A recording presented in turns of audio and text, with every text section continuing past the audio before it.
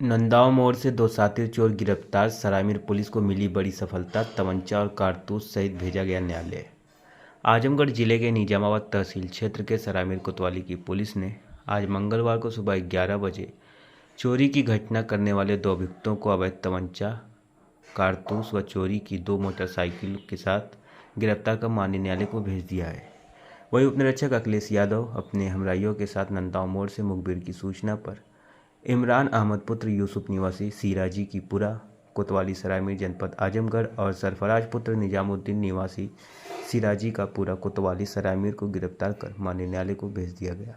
वहीं गिरफ्तार सरफराज के पास से एक तमंचा और कारतूस बरामद किया गया है। दोनों के पास से एक तमंचा और कारतूस एवं 2 चोरी की मोटरसाइकिल बरामद किया गया।